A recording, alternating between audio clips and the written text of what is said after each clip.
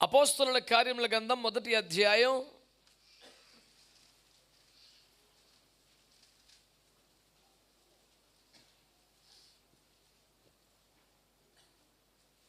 అపోస్తలుల కార్యముల గ్రంథం 1వ అధ్యాయం 4వ వచనం.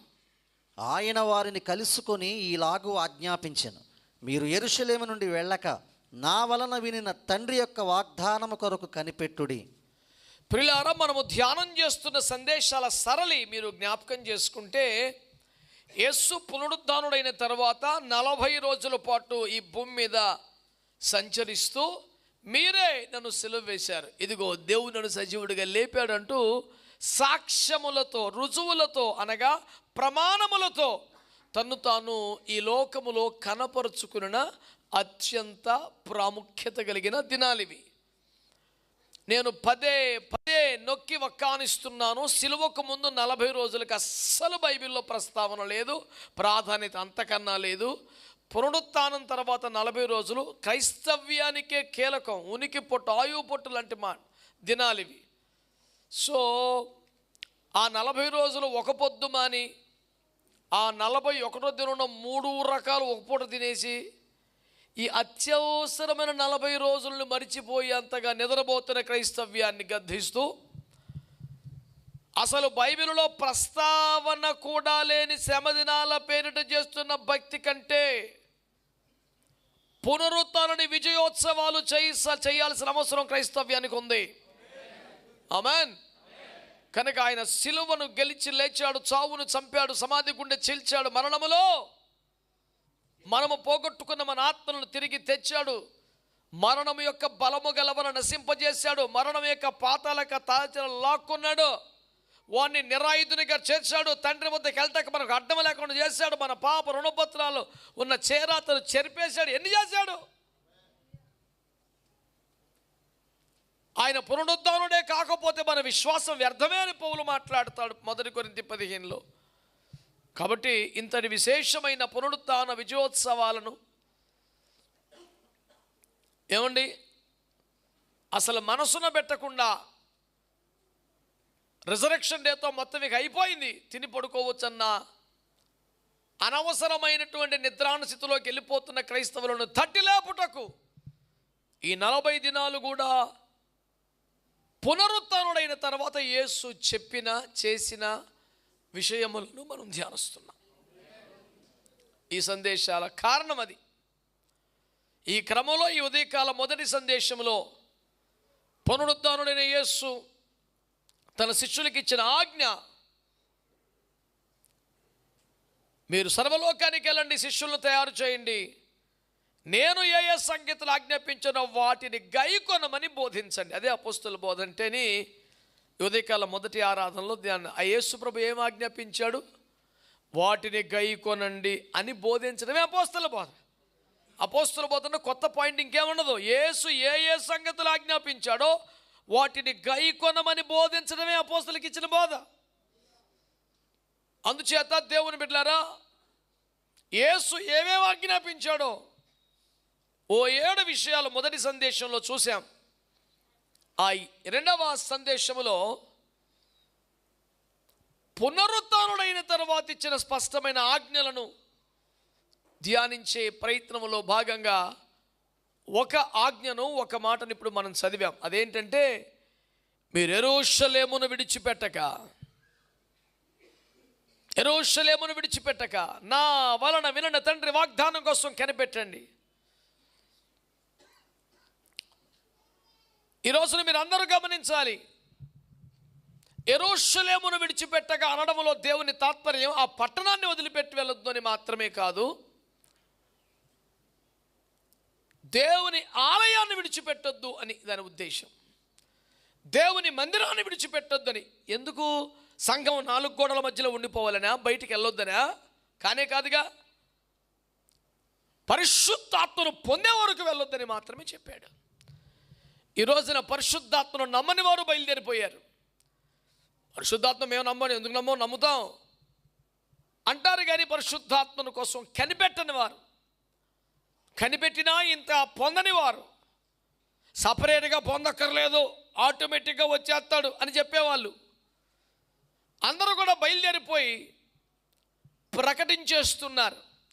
ప్రకటించుట బట్టి సంతోషపడాలో, ఆత్మను పొందకుండా వెళ్ళొద్దు అని చెప్పిన మాట ధిక్కరించి రొట్టెందుకు ఖండించాలో అర్థం కాని ఇరుకున పడి బాధలో ఈ సందేశాన్ని మీ దగ్గరికి తెస్తున్నాను. ప్రభు మీరు వెళ్ళక అన్న మాట ఎందుకు చెప్పాల్సి వచ్చింది? సర్వలోకానికి వెళ్ళి సర్వసృష్టికి సువార్తను ప్రకటించండి, సమస్త జనులను శిష్యులను చేయండి, తండ్రి కుమార పరిశుద్ధాత్మలను నమ్మిన వారికి బాప్తిస్మాలు ఇవ్వండి, నేను ఏ ఏ సంగతులు ఆజ్ఞాపించానో వాటిని బోధించండి, ఇదిగో భయపడకు సదాకాలం తోడుగా ఉన్నాను, అయినా ఆత్మ ముందాకి వెళ్ళొద్దు అన్నాడు.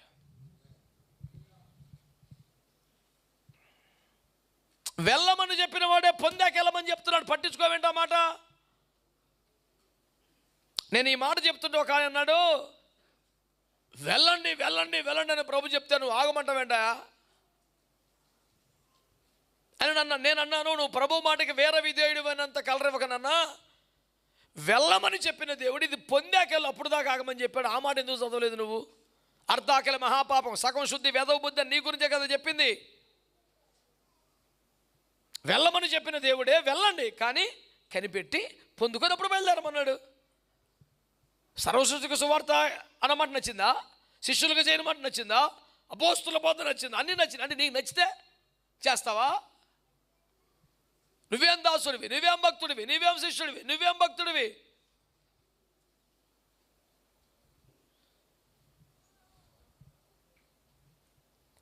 You cannot serve the Lord according to your choice.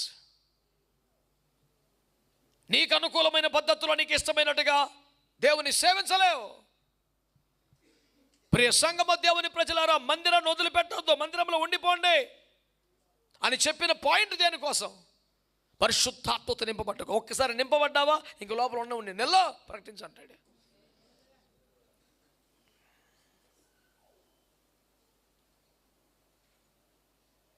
ఆడెవడో తెలివి తక్కువడు కారులో కొత్త కారు కొనుక్కో షోరూంలో బయట తీసుకొని ఆయన ట్యాంక్ ఫుల్ చేసి బెటర్గా తునమో పనమో ఉంటుంది. కాగితం పత్రం వ్యవహారం అంతా అయిపోయిన తర్వాత రోడ్డు ఎక్కిన తర్వాత ఇప్పుడు మనం ఎక్కడికి వెళ్ళాలంటే ఫస్ట్ బంక్ వెళ్ళాలంటే ఇంత ఖరీదైన కారు కొనుక్కొని బంక్ వెళ్తామని నాకు అవమానం అంటే అన్నేమనాలా?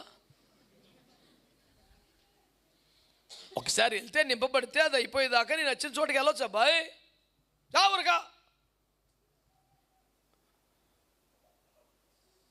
ఇక్కడికి 500 కిలోమీటర్ల దూరం మా స్వగ్రామం ఉంది, అక్కడ తాతయ్య గారు ఉన్నారు. ఫస్ట్ తాతయ్య దగ్గర వెళ్ళాలనుకున్నాను.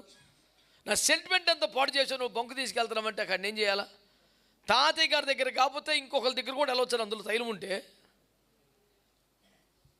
చాలామంది క్రైస్తవులు, చాలామంది నామకార్థమైన బోధకులు పరిశుద్ధాత్మ కోసం కనిపెట్టకుండా, పరిశుద్ధాత్మ కోసం ప్రార్థన చేయకుండా, పరిశుద్ధాత్మతో నింపబడకుండా, తమకు అవగాహనతో, తమకున్న జ్ఞానముతో, తమకు తెలిసిన సమాచారంతో లోకంలోకి వెళ్ళిపోయే ప్రయత్నం చేస్తున్నారు. నీకు అవగాహన ఆత్మను రక్షించదు, నీ మాట ఆత్మను రక్షించదు, నీ ప్రకటన ఆత్మను రక్షించదు. దేవుని ఆత్మ పనిచేస్తే తప్ప ఒక ఆత్మ రక్షించబడదు. జకర్యా గ్రంథములో యెరుబ్బయలుతో దేవుడు మాట్లాడితే ఏమన్నాడు? శక్తి చేత కాదు, బలము చేత కాదు, ఆత్మ చేతను ఇది జరుగును. దేవుని ఆత్మకు నొప్పింపు చేయకపోతే, దేవుని ఆత్మ ఒకరిని సమ్మతి కలిగించకపోతే, దేవుని ఆత్మ ఒకరిని పశ్చాత్తాపం నడిపించకపోతే నువ్వేం చేస్తావు?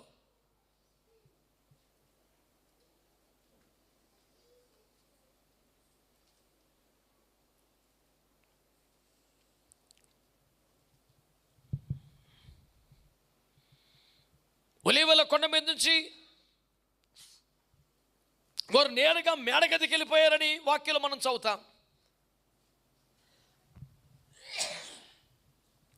వారు నేరుగా మేడగదికి వెళ్ళిపోయినది అది మొదటిసారి కాదు అన్నది నాకు చాలా ఇంపార్టెంట్ పాయింట్. అది ఈసారి ఇంకెక్కడికి వెళ్దాం అన్నాడు కదా, ఇంకేం చేద్దాం పదా, పైన గది ఉంటారు కదా, వెళ్ళి ప్రార్థన చేసుకుందాం పదా అని ఎప్పుడు బయలుదేరిన మ్యాచ్ కాదు. ఆ వాక్యం చదువుతారా? అపోస్తలుల కార్యాలు 1వ అధ్యాయం 13వ వచనం చూడండి. వారు పట్టణంలో ప్రవేశించి తాము బస చేయుచుండిన మేడగదిలోనికి ఎక్కిపోయిరి. ఏమన్నాడు చెప్పండి? ఆమేన్. అంటే నా విశ్వాసం, నా భావన ఏంటంటే after resurrection of Jesus Christ, వాడు తలుపులు వేసుకొని దాక్కున్న రూము నుండి వాళ్ళ అడ్రస్ ఇక్కడికి మార్చుకున్నారు. వీళ్ళు ఈ మధ్యకాలంలో ఎక్కడున్నారు? మేడగదిలో ఉంటున్నారు. మీరు ప్రాంతాన్ని గురించిన అవగాహన సంపాదించుకోవాలంటే ఈ ప్రపంచములో హెస్కేలు గ్రంథంలో చెప్పినట్టు భూమి యొక్క నట్ట నడుమ ఉండు దేశం, ప్రాకారములు అక్కరలేని దేశం, పర్వతములనే సంరక్షణగా కలిగిన దేశం. ఈ ప్రపంచములో నట్ట నడుమున ఉన్న దేశం ఇజ్రాయేలు దేశం. ఇజ్రాయేలు దేశానికి కేంద్రం యెరూషలేము పట్టణం. మీరు చూడండి, ఇజ్రాయేల్ యొక్క రాజధాని ఏంటని కొట్టండి గూగుల్లో, మీకు ఏమొస్తుంది? టెల్ అవీవ్ అని వస్తుంది. కానీ ప్రపంచంలో ఆ పేరు సగం మందికి కూడా తెలియదు. అందరి ప్రాధాన్యత దేని మీద ఉంటుంది? యెరూషలేము ప్రాధాన్యతను రాజకీయ నిర్ణయాలు తగ్గించలేవు. యెరూషలేము ప్రాధాన్యతను యుద్ధ వాతావరణములు తగ్గించలేవు. అది దేవుడి కోరుకున్న పదం, యెరూషలేమా యెరూషలేమా అంటూ దాని కోసం కన్నీరు గార్చాడు యేసయ్య. ఈ నీ దినమందైన నీ సమాధాన సంగతులు తెలుసుకుంటే నీకు మేలని రోదన చేస్తాడు యెరూషలేము కొరకు. ఒక వ్యక్తి కొరకు, ఒక ప్రాంతం కొరకు ఒక దైవజనుడు కన్నీరు కారిస్తేనే, ఒక విశ్వాసి కన్నీరు కారిస్తేనే దాని ఫలం ఉంటుందంటే సాక్షాత్తు యేసు కన్నీరు కార్చాడు. యెరూషలేము కొరకు యేసు కన్నీరు కార్చాడు. యెరూషలేములో యేసు రక్తం కార్చాడు. యెరూషలేములో దేవుడు సంఘాన్ని కట్టాడు. యెరూషలేములోనికి ఆత్మను పంపాడు. యెరూషలేము ప్రాధాన్యతను ఎవరు తీసేస్తాడు? మళ్ళీ చెప్తున్నాడు, ప్రాపంచిక, చారిత్రక, రాజకీయ పరిస్థితులు, కారణాలు, నిర్ణయాలు దేవుడు ఏర్పాటు చేసుకున్న వ్యక్తిని కానీ, వ్యవస్థను కానీ, ప్రాంతమును కానీ, సంఘమును కానీ, కుటుంబమును కానీ ఏమీ చేయలేవు, మసక మార్చలేవు, స్థాయి తగ్గించలేవు. దేవునికి స్తోత్రం కలుగునుగాక. హల్లెలూయా. సౌలును రాజుగా అభిషేకించే మూమెంట్లో సమూయేలు సౌలుతో చేసిన సంభాషణ గుర్తుందా? ఇశ్రాయేలు దేవుడు యెహోవా మనసు ఎవరి మీద ఉన్నది, ఆయన అభీష్టం ఎవరి మీద ఉన్నది, ఇశ్రాయేలులందరి యొక్క ఆసక్తి ఎవరి మీద ఉన్నది? సౌలు మీదనే కదా అంటే, అయ్య బాబాయ్ నేను బెన్యామీని గోత్రికుని కాదా, అందులో కీషు కుమారుని కాదా, మేము పేదోళ్ళం కాదా, 2 గాడిదల పోతే ఎత్తుకునే అప్పసలు లేనోళ్ళం కదా, సందాయతకి తిరిగిపోతే పాలేరు ఇచ్చాడు కదా. ఇవన్నీ చెప్తూ ఉంటే శామ్యూల్ అంటాడు, ఏమో ఆయన మనసు మాత్రం మీ మీద ఉంది. ఒక్క మాట ధైర్యం తెచ్చుకు. ఈ పూట వాస్తవ పరిస్థితులన్నీ భిన్నంగా ఉన్నా, నమ్మలేనంత కష్టంగా ఉన్నా, నీ యందు నీ దేవుని మనస్సు ఉన్నది, ఎవడో ఏమీ చేయలేడు. ఆ డబ్బుతో కొత్తాడంతే. లేదా సౌలు రావడం ఏంటి సార్? ఇజ్రాయెల్లో 12 గోత్రాలు ఏం పెద్ద విశేషణ మనిషా? ఏం కదా గొప్ప వ్యక్తి?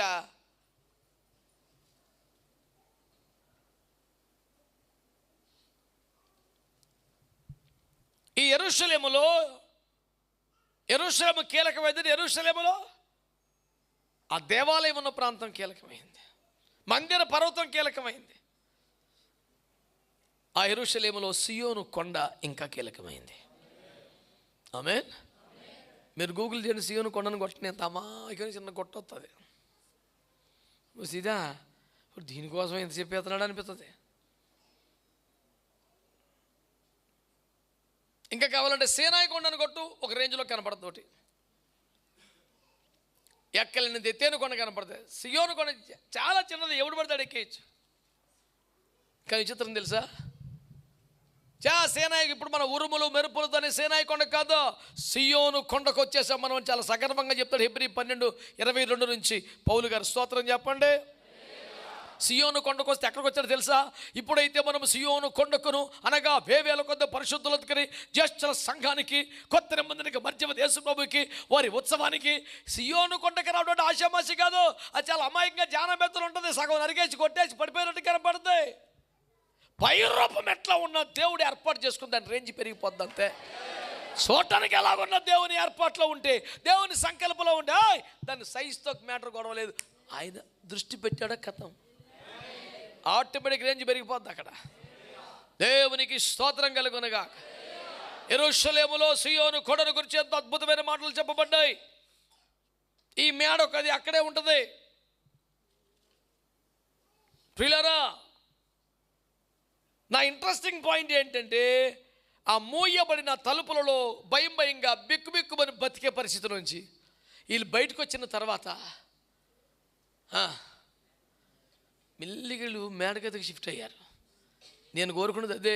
ఏడ తగలబడ్డామో, ఎక్కడ భయంలో ఉన్నామో, ఏ తెరపలకలు తెచ్చామో, ఏ అవిశ్వాసాలు ఉన్నామో, ఏ టెన్షన్లో ఉన్నామో, ఏ ధైర్యం సరిపోక, బలం సరిపోక, ఓపిక సరిపోక ఇక సాలించుకొని మళ్ళీ వల్లబట్టుకున్నామో, లేకపోతే తలుపులకు వెళ్ళిపోయి ఎట్ట తెచ్చామో, ఇప్పటికైనా ఒక్కసారి మేడగతి అనే స్థలానికి నీ అడ్రస్ మారిస్తే ఇయ్యాలగైతే రేపైనా లైఫ్ టర్నింగ్ బయట అందుకుంటుంది. నేను ప్రారంభంలో ఈ 10 రోజులే ఆ మేడగదిలో ఉన్నారనుకునేవాడిని.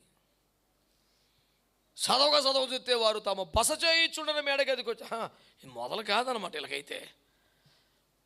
మరి యేసు లేచి వచ్చినప్పుడు చూస్తే మేడగదిలో ఉన్నారా? లేరుగా. వాళ్ళు తలుపులు వేసుకొని ఉన్నారు, దర్జా భోజనం చేస్తున్నాడు కూర్చొని. ఓహో, అంటే ఇది పునరుద్ధానం తర్వాత ఆయన పదే వారిని దర్శించి బలపరిచిన తర్వాత ఇక్కడ నుండి సుఖం లేదురేక, ఇక ఇవన్నీ కాదు, పాయక అక్కడికి వెళ్ళిపోదాం పాయక.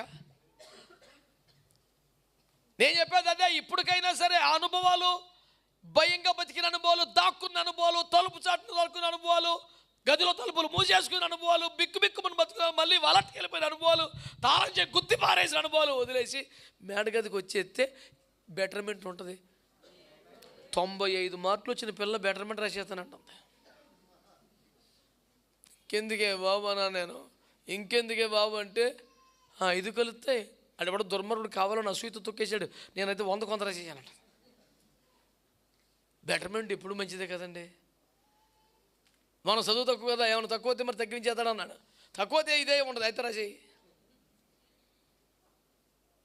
ఏమన్నా దరిద్రానికి ఈసారి 92 వచ్చినాయి అనుకో, 3 పోయింది. అట్టేమవదు. పెరిగితే కలిస్తే తగ్గితే లాస్ లేదంటే మరి రాసేయి, తప్పే ఉంది.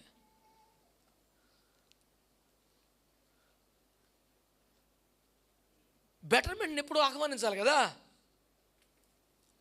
ఇప్పటికైనా దేవుడిని సార్లు దర్శించిన, నమ్మి తాళం చేయి గుత్తి చేతికిచ్చిన, మళ్ళీ చేపట్టుకు వెళ్ళిపోతున్నావా, వలట్టుకు వెళ్ళిపోతున్నావా, ఒంటి మీద గుడ్డ శైలి ఒకటి మాగిపోయావా, రాత్రి చెప్పడం మళ్ళీ ప్రయోజనం లేదని ఆయాడు పెడుతున్నావా? ఇకరా ఆ అనుభవాలను వదిలిపెట్టి ఒకవేళ నువ్వు మేడగదిలోకి రాగలిగితే నీ పరిస్థితి మారిపోద్ది. ప్రపంచమును తల్లకిందులు చేసే వ్యక్తులు నువ్వు ఒకడు అయిపోతావు. దేవునికి గట్టిగా స్తోత్రం చెప్పండి ఒకసారి. భూలోకమును తల్లకిందులు చేయవాడిలో నువ్వు ఒకడు అయిపోతావు.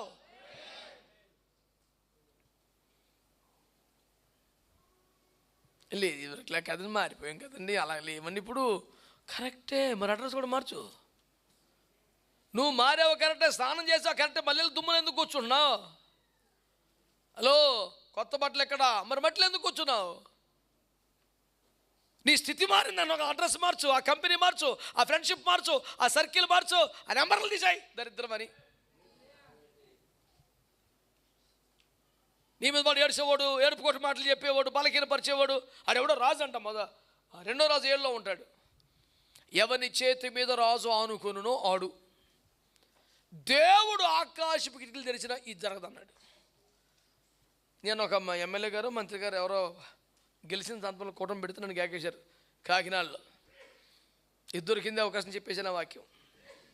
అయ్యా, దేవుడు మిమ్మల్ని గెలిపించారు, గొప్ప అవకాశం మీకు ఇచ్చారు, మీ అసిస్టెంట్లని పెడతారుగా, పిఎలు గీలు ఎవరు ఉంటారుగా ఆఫీసర్లు, విశ్వాసం లేనివాడిని, అవిశ్వాసిని, ఇట్లాంటి మాత్రం పెట్టుకోపోకండి సార్ అని చెప్పాను. పెద్దగా నవ్వేశాడు ఆయన. రాజు ఎవరి మీద తన చేయి అనుకున్నాడు అంటాడో, దేవుడు అయిన యెహోవా ఆకాశపు కిటికీలు తెరిచిన ఇది జరగదు అంటాడు. ఇంత అవిశ్వాసిని ఇట్లాంటి పెట్టుకుంటే మొత్తం దరిద్రం ఉంటుంది. ఆడికన్నా కుష్ఠరోగి బెటర్ అన్నటువంటి పరిస్థితి. మీరు ఇష్టం ఆలోచించుకోమన్నాను. నమ్మండి, మీ కంపెనీ మార్చే నేను చెప్పేది అడ్రస్ మార్చండి, మేడగదిలోకి రండి. మేడగదిలో ఏముంటుంది ప్రియులారా? ఏకాత్మ కలిగిన ప్రార్థనలు ఉంటాయి. మేడగదిలో ఏముంటుందో ఉపవాస ప్రార్థనలు ఉంటాయి. మేడగదిలో ఎడతెగని ప్రార్థనలు ఉంటాయి. మేడగదిలో స్తోత్రం, కోల్పోయిన స్థలమును భర్తీ చేసే ఆలోచనలు ఉంటాయి. మేడగదిలో రెస్టోరేషన్ ఉంటుంది. మేడగదిలో దేవునికి స్తోత్రం, బలము వేగముగా వేచు బలమైన గాలి వంటి ఒక శబ్దం వస్తుంది. అందరి తలల మీదకి అగ్ని జ్వాలలు వస్తాయి. అందరూ ఆత్మచేత నింపబడతారు. అందరు నాలుకలు విభాగింపినట్టుగా ఒక్కొక్కరు అన్ని భాషలు మాట్లాడి దేవుని స్తుతిస్తారు. నీ స్థితిని మార్చే చోటికి రా. ఇంకా నమ్మకార్థం ఇంకెక్కడెక్కడ రావచ్చాయి. దేవుని కార్యాలు అనుభవిస్తావు.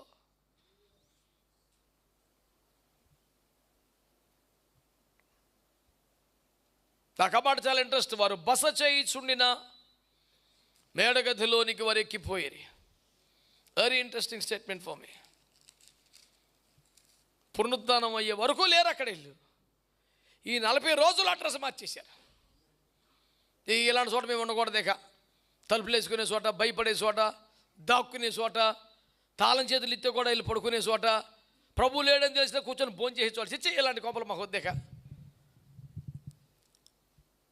ఈ ఉపదేశం ఎవరికైనా ఏమైనా ఇబ్బందిగా ఉంటే ఆలోచించుకోండి. నామకార స్థితిలో ఉంటే, దేవుడు లేని చోట ఉంటే, అవిశ్వాసం ఉన్న చోట ఉంటే, దేవుని అద్భుతాన్ని శక్తిని నమ్మలేని చోట ఉంటే వేస్ట్. ఇక మారాయి. ఓ పాస్టర్ గారు అసలు అన్నీ అబద్ధ బోధలే, వాక్యానుసారం బాప్తీసం కాదు, పర్లేదు, శిలకరించినా తప్పలేదు అంటాడు. పరిశుద్ధాత్ముడు సైలెంట్గా వచ్చేసి పడిపోయిన నా ఇంట్లో అంటాడు. ఎంత దొంగడండి, ఎటకారమా పని మన మాటలు. ఇదే దేవుని రాజ్యం మళ్ళీ 1000 ఏళ్ళ పరిపాలన. అన్ని తింగర మాటలు, పిచ్చిపోయి అన్ని తిక్క మాటలు మాడుతున్నాడు. అది కాదు పాస్టర్ గారు, ఇది వాక్యంలో ఉంది, ఇది వాక్యంలో ఉంది, ఇలా చేయాలంటే ఏమండి ఇన్నాళ్ళు సేవ చేసి ఇప్పుడు కొత్తగా మళ్ళీ మార్చమంటావా నన్ను? ఇవ్వనే అయిపోయిందో కానీ ఇట కానీ నేను అన్నాను, ఫోన్లేండి మీరు మారిపోతే సంగతులే మారిపోతారులేండి అన్నాను. అంటే ఉద్దేశం ఏంటి నన్ను ఆలోచించుకొని వచ్చేసాను నేను. ఇంక ఉద్దేశం ఏంటి? నువ్వు ఇంకా చిలకరింతానంటే, నువ్వు పరిశుద్ధాత్మ నమ్మనంటే, ఇదే దేవుని రాజ్యం అంటే, అసలు రాకడక్కర్లేదంటే, ఆల్రెడీ 1000 ఏళ్ళ పరిపాలన స్టాడీ అంతా తలతెక్క బోధలు చేస్తామంటే నువ్వు కూర్చొని మరి వీళ్ళకైతే రేపు మారాలి కదా. ఓరు బాబు అపోస్తలులే ఓ మెట్టెక్కి జాగ్రత్త మేడగదికి వచ్చేసారు. నువ్వు మటుకు ఇంకా అక్కడే ఉంటానని చెప్తున్నావు. నీ బోధ ఏంటి, నీ సిద్ధాంతం, డినామినేషన్ ఏంటి, నీ మినిస్ట్రీ ఏంటి, నీ గొడవ ఏంటి, గోత్రం తెలుతలేదు నాకు. ఓరు తాము బస చేయించున్న మేడగదిలోకి వచ్చేసారు. ఈరోజు నా ప్రభు మాట ఏంటి తెలుసా? సరైన చోటుకు వచ్చావు, ఇక ప్రార్థనలో ఉండు. నా వలన వినున్న తండ్రి వాగ్దానాన్ని పొందుకునే వరకు నువ్వు మేడగదిలో ఉండిపోమని దేవుడు మాట్లాడాడు. యెరూషలేమును వదిలిపెట్టి వెళ్ళొద్దని దేవుడు మాట్లాడుతున్నాడు. కనుక క్రైస్తవులారా, సంఘములారా, సేవకులారా, అందరికీ ఒకటే పిలుపు, పరిశుద్ధాత్మను పొందే వరకు మందిరాలు వదిలిపెట్టకండి. ఆదివారం లేదు, సోమవారం లేదు, గులా ఉండు. ఇప్పుడు ఏదో అనారోగ్యం వచ్చి బాగాలేకుండా ఇబ్బంది ఏదో హాస్పిటల్ అడ్మిట్ అయ్యారనుకోండి, శనివారం అడ్మిట్ అయ్యాం, సోమవారం తెల్లకట్లేసి బ్యాగ్ సర్దితే డాక్టర్ గారు వస్తాడు, వాళ్ళు డ్యూటీకి వెళ్ళాలంటే నీకు తగ్గలేదు అబ్బాయి. లేదు సార్ ఇవాళ మండే, నిన్న సాటర్డే సండే అంటే సెలవు కాబట్టి ఉన్నాను, డ్యూటీకి వెళ్ళిపోవాలంటే అప్పుడు ఆయనకి ట్రీట్మెంట్ ఇక్కడ కాదు మెంటల్ హాస్పిటల్లో చేయాలని తెలుస్తుంది. ఏం బుర్రా బుద్ధి లేని మాటలు మాట్లాడుతుంటే ఏముంటుంది? ఒక సమస్యతో హాస్పిటల్కి వెళ్ళినప్పుడు డిశ్చార్జ్ అనేది దేనికి? స్వస్థత పడితే, లేదా ఇక్కడికి స్వస్థత రాదని ఫిక్స్ అయిపోతే ఏసు రక్తం ఇచ్చి.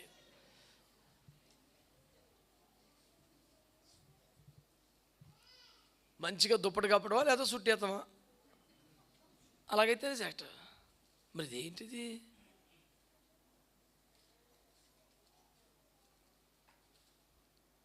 నా వలన వినని తండ్రి వాగ్దానం పొందుకునే వరకు మీరు యెరూషలేమును వదిలిపెట్టి వెళ్ళొద్దని దేవుడు మాట్లాడుతున్నాడు. దేవుని పేరట, దేవుని ఆత్మ పేరిట, సంఘం పేరిట ఎన్నో కార్యక్రమాలు చేస్తున్న క్రైస్తవులారా, క్రైస్తవ నాయకులారా, ఎన్నో కార్యక్రమాలు నిర్వహిస్తున్న వారులారా, భారీ ఎత్తున ప్రోగ్రామ్స్ చేస్తున్న వారులారా, ఆపి మీరు రండి, యెరూషలేములోకి రండి, మేడగదిలోకి రండి, మోకాళ్ళ మీదకి రండి, ఉపవాసంలోకి రండి. ఇంతకు ముందుగా మీలాగా మీతో పాటుగా ప్రార్థనలు చేస్తున్న వారు అక్కడ ఉన్నారు, వాళ్ళతో కలిసి మోకరించండి, కనిపెట్టండి, ప్రార్థన చేయండి, ఆత్మచేత నింపబడండి. అప్పుడు రా బయటికి సేవ ఎట్లుండి చూద్దు. కానీ యేసయ్య ఉపవాస ప్రార్థనలు చేశాడు కదా, ఉపవాస ప్రార్థనలు చేసిన తర్వాత బయటకు వచ్చాడు కదా సేవకి.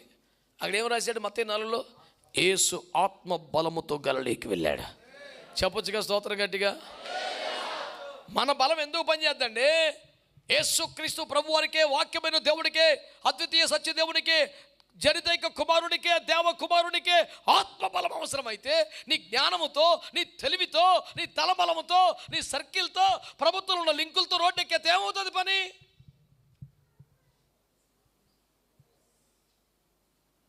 ఎల్లబాగండ్రా బయటికి కనిపెట్టి ప్రార్థన చేయమంటే నీకేమొచ్చింది బాధ? కుదురుక కూర్చోలేకపోతున్నాం గుళ్ళో దేవుని సన్నిధిలో. నేను ఎత్తి మీద ఏం భారాలు మోపేశారు? నీకు ఏం బరువు ఇచ్చేశారు? కుదురుగా ప్రార్థన చేసుకోరు బాబంటే నీ వల్ల అవుతలేదు. ధర్మశాస్త్రం రేంజ్లో మోయిలని పాపాలు మోపేశారు నీ మీద ఏమన్నా?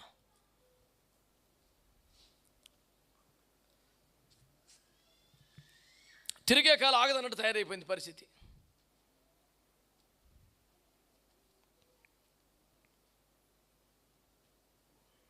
పరిశుద్ధాత్మ లేకుండా, పరిశుద్ధాత్మ నింపుదల లేకుండా, ఇప్పుడు ఎడారి ప్రయాణానికి వెళ్తున్నాం, వాటర్ తీసుకెళ్ళాలో వద్దా? వాటర్ ఉండాలని నాకు తెలుసు, వాటర్ తాగితే దప్పికి తీరుద్దని నాకు తెలుసు, కానీ వాటర్ తీసుకెళ్ళాలంటే నువ్వు ఎవడు అసలు? నీ ఇన్ఫర్మేషన్ బతికేస్తుందా? నీళ్ళు బతికేస్తారా బాబు?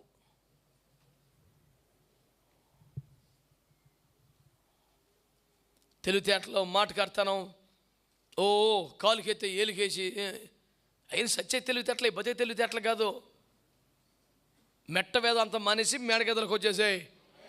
ప్రార్థించే వారితో ప్రార్థన చేయి, ఉపవాసంతో ఉపవాసం ఉండు, మొరపెట్టు, కనిపెట్టు, ఎదురు చూడు, ప్రార్థన చేయి. అకస్మాత్తుగా దేవుని యొక్క బలమైన తాకిడి నీవు అనుభవిస్తే నీ పరిస్థితులు అద్భుతంగా మారిపోతాయి, ఇతరులకు దీవెనకరంగా మారిపోతావు. దేవునికి స్తోత్రం కలుగునుగాక. పరిశుద్ధాత్మ గురించి ఎంత గట్టిగా చెప్పడానికి కారణం ఏంటంటే, పరిశుద్ధాత్మ లేకపోతే చూడండి, అపోస్తులు క్షమించాలి, యోహాను సువార్త 14వ అధ్యాయం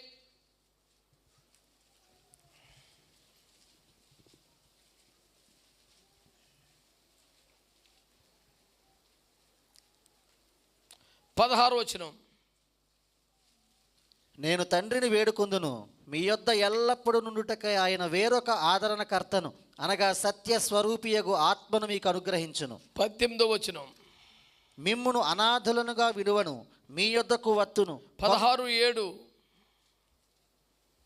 అయితే నేను మీతో సత్యము చెప్పుచున్నాను, నేను వెళ్ళిపోవటం వలన మీకు ప్రయోజనకరము, నేను వెళ్ళని ఎడల ఆదరణకర్త మీ యొద్దకు రాడు. యేసుక్రీస్తు భూమి మీదకి రావడం మనకు ప్రయోజనకరమా కాదా? మీరు చెప్పండి, చెప్పండి, అందరూ చెప్పండి. యేసు ప్రభువు ఏమంటున్నారు? నేను వెళ్ళిపోవటం మీకు అదేంది?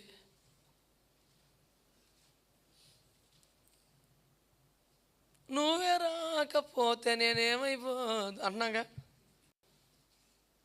ఆయన రావడం మనకు ప్రయోజనకరం కదా. ఆయన అన్నాడు, నేను వెళ్తే ఇంకా ప్రయోజనం. ఇదే నాకు నచ్చలా. నువ్వు వెళ్ళిపోతే ప్రయోజనం, నువ్వు ఉంటేనే ప్రయోజనం అంటే ఆయన వెళ్ళిపోతే ఆయన వస్తాడు రా, వేరొక ఆదరణకర్త వస్తాడు. అది మీకు ఇంకెక్కువ ప్రయోజనం అవుతుంది. దేవునికి స్తోత్రం కలుగునుగాక. వేరొక ఆదరణకర్త వస్తాడంటే యేసుప్రభు కూడా ఆదరణకర్తే, ఆదరించడానికే వచ్చాడు.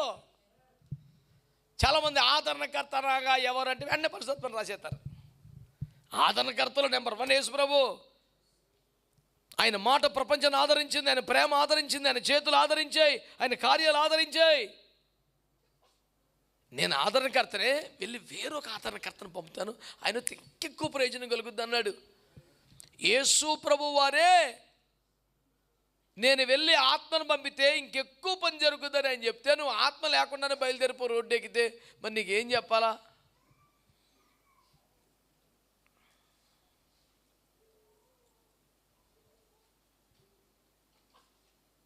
అర్థమైసావక బైబిల్ చదివిసావక?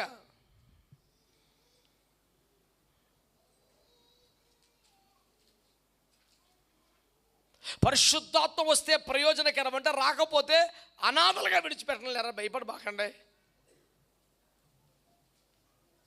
పరిశుద్ధాత్మ లేకుండా బయటికి వెళ్ళదని ఎందుకనంటే ఒక అనాథ బతికి. ఇంకా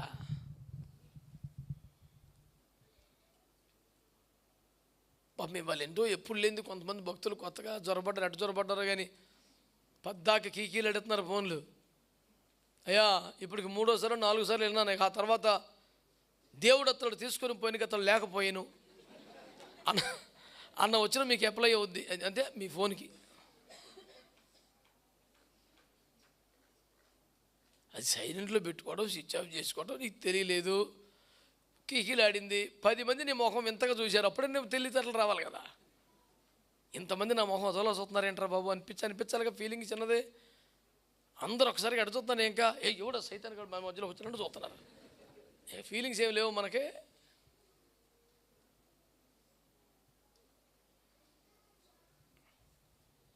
అందరికీ మారు మనసు రావాలన్న స్తోత్రం చెప్పండి. హల్లెలూయా. కనుక ప్రకటిస్తున్న సువార్త సత్యం ఏమిటంటే, దేవుని బిడ్డలారా, పరిశుద్ధాత్మ లేకుండా మనం బయటికి వెళ్ళకూడదు. ఆత్మను గురించి అవగాహనతో వెళ్తే వేస్ట్, ఆత్మ గురించి సమాచారంతో వెళ్తే వేస్ట్, ఆత్మ గురించి ప్రసంగించగల సామర్థ్యంతో వేస్ట్. నింపబడు. నీళ్లు తాగితే దాహం తీరుద్ది అనే సమాచారం వేస్ట్. వాటర్ బాటిల్ ఆ జోబులో ఉంది అనే స్థితి వేస్ట్. నీళ్ళు తాగితే దాహం తీరుద్ది. తెలివితేటలు, కబుర్లు, ఇన్ఫర్మేషన్లు మానే. నింపబడాలి, కనిపెట్టాలి, ప్రార్థన చేయాలి. ఒరే ఆత్మచేత నింపబడకుండా ఎల్లబాగరని చెప్తుంటే, పునరుత్థానుడైన యేసు సంఘానికి ఇచ్చిన ఆజ్ఞ ఏంటంటే, unless and until receive spirit from above you should not leave Jerusalem. నువ్వు ఆత్మచేత నింపబడే వరకు యెరూషలేం వదిలిపెట్టి వెళ్ళొద్దని చెప్తుంటే,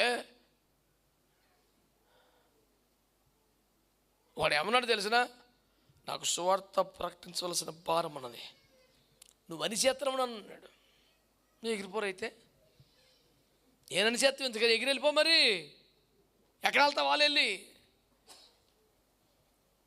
గోల తప్ప ఏముండదు. యెహోవా ఆత్మ వదిలి వెళ్ళిపోయిన తర్వాత శాంసన్ ఏం చేశాడంట, లేచి ఎప్పటి ఎట్లు విడజిమ్ముదును అనుకున్నాను, కానీ యెహోవా ఆత్మ తన ఎడబాసనని తెలియదు. ఆత్మ వెళ్ళిపోయిన తర్వాత చంపేతరా అన్నాడు. కొట్టి చేతి తీర్చి అవతల పారేశారు. గుడ్లు చూస్తున్న గుడ్లు పీకేశారు.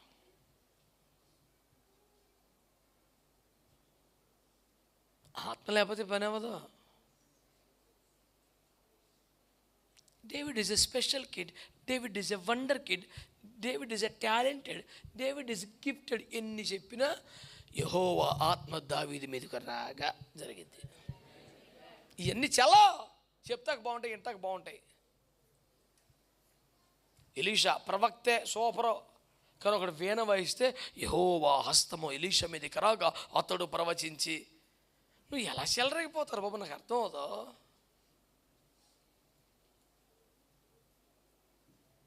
ఏమన్నాడు, నా డబ్బులు ఇమ్మన్నాడా, కొండెక్కరమ్మన్నాడు, ఏమన్నాడు, కుదురుగా గుళ్ళో కూర్చోండి ఎలబాకండ్రా, ప్రార్థన చేసుకుంటారా అని చెప్పాడు. నీకు ఎందుకు నచ్చుతాలో అర్థం అవుతలేదు. నీకు పేనం తిండికి అలవాటు అయిపోవటమో, లేదా మంచానికి అలవాటు అయిపోవటమో, దరిద్రం టీవీకి ఏదో ఉందో దరిద్రం. నువ్వు కూడా ఉగ్రవాది స్థాయి ఏం కాదు, మాఫియా డాన్ ఏం కాదు, కానీ చిన్న చిన్నవి ఉన్నాయి, కానీ నీ పేనం తీసేస్తాక చాలు. ఓ షుగర్ పేషెంట్ని డాక్టర్ అడిగాడు, ఏమన్నా వ్యసనాలు ఉన్నాయా ఏమన్నా అన్నాడంట. డిసిప్లైన్ అన్నాడంట. మరి ఎందుకు నీకు నేను ఇచ్చిన టాబ్లెట్లు కంట్రోల్ తెలియదంటే, నమ్మకంగా ప్రతి రాత్రి తాపేశ్వరం కాచి తిని పడుకుంటాడంట. అంతకు మించిన పాడుబుద్ధులు సాల్వా పానకం ముంచి.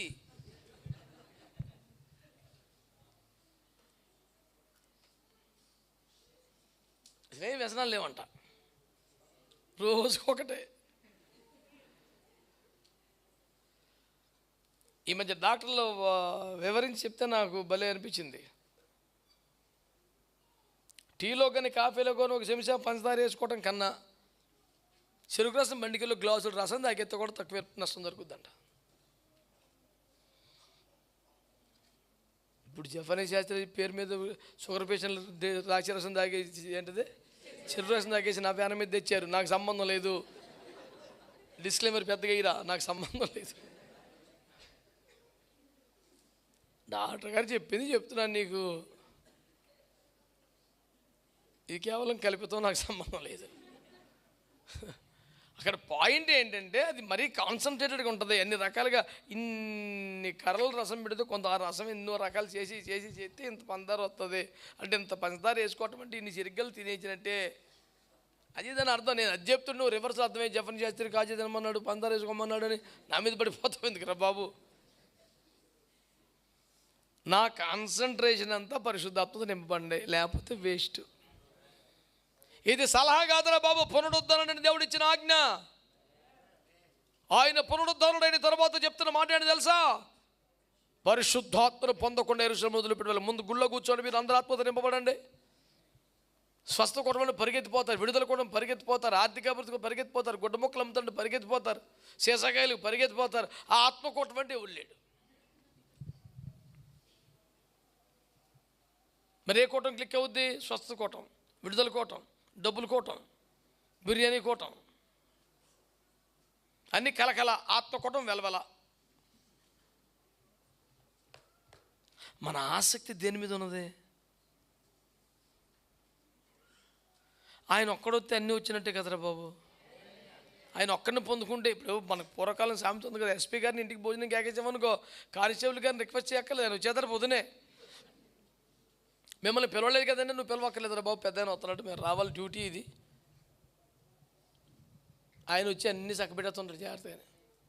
అవసరమైతే వాళ్ళ తరఫున మున్సిపల్ స్టాఫ్ని తీసుకొచ్చి రోడ్లకి 20 ముగ్గు కూడా పోయించేస్తారు అవసరమైతే. నేను మిమ్మల్ని రిక్వెస్ట్ చేయలేదు, అక్కర్లేదు, పై నుంచి ఆర్డర్స్ ఉన్నాయి, ప్రోటోకాల్లో భాగం ఇది. ఆయన వస్తే రావాలిరా బాబు, నువ్వు పేనం దీపాకంటాడు. ఆయన నేను రెడీగా ఉన్నాను రా బాబు, మీరు కలిపెట్టి ప్రార్థన చేయండి వచ్చేస్తాను అంటాడు. మనమేమో నా కోసం బయట ఫ్రెండ్ కనిపెడతాడని చెప్పేసి వాడి దగ్గరికి వెళ్ళిపోతున్నాం. అలా బయట తిరిగి దెబ్బతినేసాడు సంసారం. అడ్రస్ మార్చినప్పుడు పోతున్నాడు, అడ్రస్ కుదురుగా ఉంటే బాగానే ఉంటాడు. సంసోను అడ్రస్ ఏంటి? అతడు ఏతాము బండ సందులో నివసించను. ఆయన అడ్రస్ అది. ఎంత ఏ క్లాస్ కొన్నాడు? 1000 మందిని చంపేశాడు. సింహం అందులోంచి బయటకు వచ్చి గాజాలో అయిపోయింది సూత్రం. చూసి ఆ ఇంట చేరాను.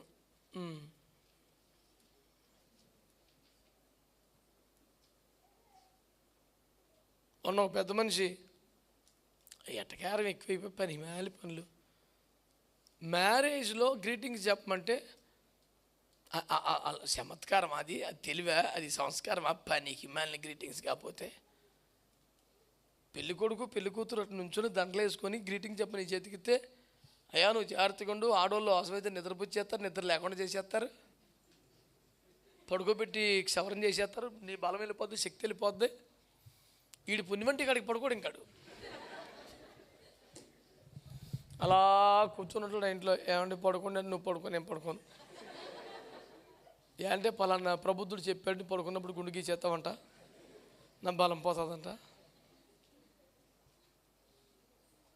గ్రీటింగ్స్ అంటే శుభం కాంక్షించడమేగా, మరిదేం శుభం?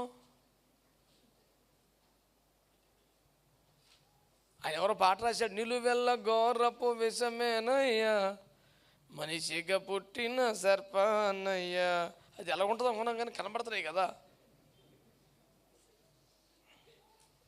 యేసుప్రభు ఏమో నువ్వు ఒంటరిగా మంచిది కాదు, ఏముంటే నీకు కరెక్ట్ అని యేసుప్రభు చెప్తే అన్నాడు, ఏముంటే డేంజరు, నువ్వు చచ్చిపోతావు. మరి వీడు బైబిల్ చెప్తున్నాడా, బైబిల్ వ్యతిరేకం చెప్తున్నాడా?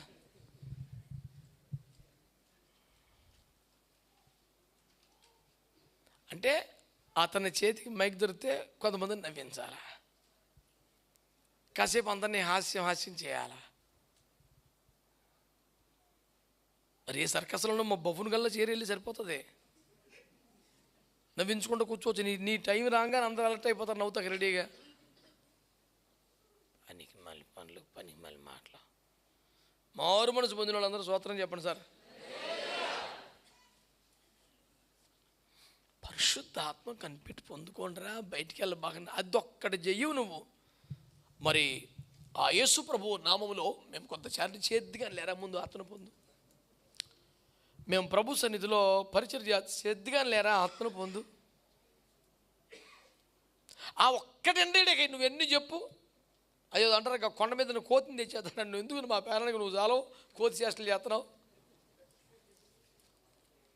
కొండ మీద కోతిని తీసుకొస్తాడు, ఏళ్ళరా కోతి నువ్వు ఉన్నావుగా, బాలానాం శతవర్కడం. ఒక్క బాలుడు 100 కోతులంట. నువ్వు ఇంకా డెవలప్ అయ్యావు, నువ్వే 1000 కోతులకు సమానం అయ్యావు. నీ కోసం కొండ మీద కోతిని తీసుకొస్తాడు. ఈ కోతిని అంటే వదిలించుకోవాలో తెలియక మేము చేస్తున్నాం. వీడు ఇంకో కోతిని తెస్తాడు మా ప్యానానికి. ఏం చేసుకోరా మేము మిమ్మల్ని అందరినీ?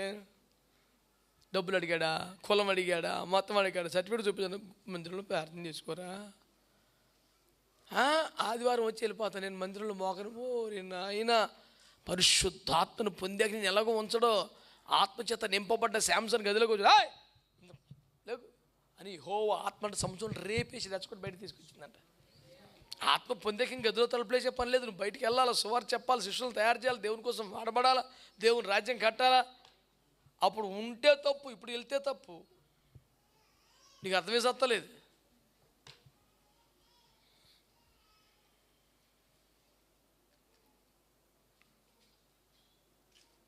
పరిశుద్ధాత్మ నీ మీదకి వస్తే ఏమండి, దేవుని వాక్యం చెప్తుంది ఆయన రాకుండా మీరు బయటికి వెళ్ళదు. ఎందుకంటే ఆయన లేకపోతే నువ్వు అనాథం అయిపోతావు, ఆయన లేకపోతే నీకు ఆదరణ ఉండదు.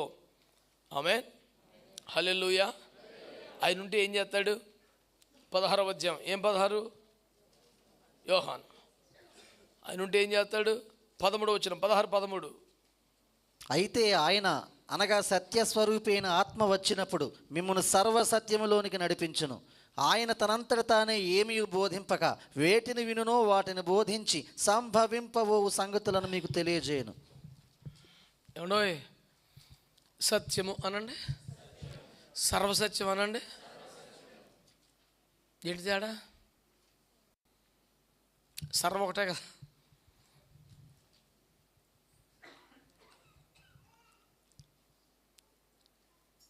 నీ వాక్యము సత్యము, నీ వాక్య సారాంశము. బైబిల్లో వ్రాయబడి ఉన్న ప్రతి మాట సత్యమే, అబద్ధాలు ఏమి రాయలేదు. వాక్యం నమ్మదగిందే, వాక్యం సత్యమే. కానీ మొత్తం వాక్యముల సారాంశం ఏంటి? అది కీలకం. పరిశుద్ధాత్మలు వచ్చినప్పుడట మిమ్మల్ని సర్వసత్యములోనికి, ఆమేన్, ఆత్మ నడిపింపు అనండి, సత్యములో వెలుగులో నడుచుట అనండి. ఇది పరిశుద్ధాత్మ వల్లనే మనకు సహాయపడుతుంది. మనంతటా మనం వెలుగులో నడిచేయలేము, మనంతటా మనం సర్వసత్యంలోకి వెళ్ళిపోలేము. మనంతటా మనమైతే మళ్ళీ చేపలకి వెళ్ళిపోగలం. తాళం చేయి అవతల పడేసి గుర్తెట్టు మళ్ళీ ఇది ఏంటిది వాళ్ళ చిక్కం ఎర్రతెడ్డు హైలెస్ హైలెస్. ఎంత ఉద్యోగం ఉన్నాడు మనిషి అంటే, ఇంత పరిగి పడకపోయినా, ఒంటి మీద గుడ్డ సోయి లేకపోయినా చాలా హ్యాపీగా ఉన్నాడు. ఆ సముద్రం బతికాల ఎడుతుంది.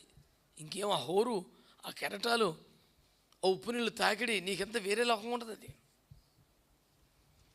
ఇలా కాదు నాన్న, నేను మనుషులు పట్టే జాలం చేస్తానని తీసుకొచ్చాడు యేసు ప్రభు. తాళం చేసి గుర్తు నీ చేతిలో పెట్టాడు. పరలోక రాజ్యం నింపేరు బాబు అని చెప్పాడు. సూపర్ అన్నావు, నువ్వు ధన్యుడు అన్నాడు. నీకు ప్రత్యక్షతలు నేరా బాబు అన్నాడు. ఇన్ని చెప్పిన తర్వాత ఓయ్ ప్రభు అలాగే ప్రభు అన్నాడు. మళ్ళీ తాళం చేసి ఆడపెట్టేశాడు, వెళ్ళిపోయాడు. వెళ్ళిపోయిన పరిస్థితి ఏంటి?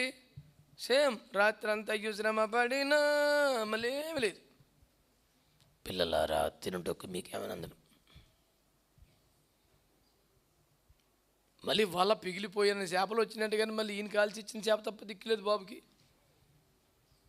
సెట్ అవ్వదురా బాబు, నీకు చెప్తున్నా, దండం పెట్టిన మాటను. ఇప్పుడు ఇంతకు ఏం చేయమంటావు? ఏం చేయమంటా, గుళ్ళో కూర్చొని ప్రార్థన చేసుకోమంటావు. నేను ఎత్తి మీద మొయిలాన భారం ఎవడ మోసేపెట్టరా బాబు, నువ్వు ప్రశాంతంగా ప్రార్థన చేసుకోమంటే, ఆయన లేకపోతే నువ్వు అనాథమే, ఆయన లేకపోతే నీకు ఆదరణ ఉండదు, ఆయన ఉంటే నిన్ను సర్వసత్యంలో నడిపిస్తాడు. తర్వాత వచనంలో ఎవరు రాశాడు? అదే వచ్చిన ముగింపులో ఆయన మీకు బోధిస్తాడు అనండి. He will lead you into all truth and he will teach you. ఆయన మీకు బోధిస్తాడు రా బాబు. ఇప్పుడు ఎలాగరా బాబు, ఏం మెంటలు వచ్చేస్తుంది, ఏం చేయాలి తెలియదు. ఆయన బోధిస్తాడు. దేవునికి స్తోత్రం కలుగునగాక. ఆమేన్, హల్లెలూయా. అపోస్తుల కార్యాలు 1:8 చూడండి. అయినను పరిశుద్ధాత్మ మీ మీదకి వచ్చినప్పుడు మీరు శక్తి నొందెదరు. పరిశుద్ధాత్మ వస్తే ఏం జరుగుద్దంట?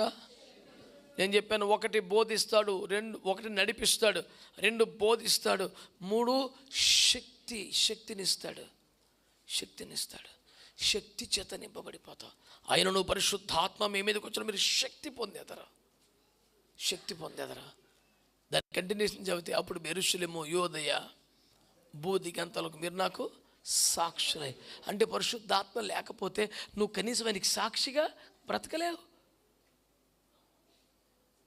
మీకు చిన్న మాట చెప్పనివ్వండి, సాక్ష్యం చెప్పడం వేరు, సాక్షిగా బ్రతకడం వేరు. సాక్ష్యం చెప్పడం చాలా ఈజీ, సాక్షిగా బ్రతకడం చాలా కష్టం. సాక్ష్యం చెప్పడం క్రైస్తవులందరికీ చాలా సులువైన పని అండి. మా చిన్నప్పుడు పెంతుకోస్తు సంఘాల పిల్లలకి అందరూ గడిచిన వారం నుంచి వరకు దేవుడు ఎంతగానో మనల్ని కాపాడండి, మన ప్రయాణంలో అండి, మన గేదెల కాడికి వెళ్ళినప్పుడు అండి, మన పొలం వెళ్ళినప్పుడు అండి, దేవుడు ఎంతగానో కాలు సరిపోయిందండి, పడిపోతాం కానీ దేవుడు కాపాడాడండి. అందరి దగ్గర ఉంటాయి ఈ సాక్ష్యాలు. వాళ్ళ చర్చిలో చిన్నప్పుడు వాళ్ళు పెరిగిన చిన్న చర్చిలో సాక్ష్యం వాళ్ళ తాత చెప్తాడు. ఒక ఆమె నిలబడి, మరి రాత్రి మా సోని ఏమీ తినలేదండి, రాత్రి అంతా సోని చాలా బాధపడిందంటే, ఈ సోని ఎవరో కూడా గేదిగా పేరెట్టిందంట. అందరూ సోని ఎవరు, ఈ సోని ఎవరని చూస్తే గేది. రాత్రి అంతా ఏం తినలేదండి, రాత్రి అంతా పడుకోలేదండి. రాత్రి అంటే సాక్ష్యం చెప్పడం ఈజీ సార్, పెద్ద ఏముంది అందులో, పెద్ద విశేషం. సాక్షిగా బ్రతకడం చాలా కష్టం. ఆమేన్. దేవుని కొరకు సాక్షిగా బ్రతకడం చాలా గొప్ప విషయం అండి, చాలా కష్టం కూడా.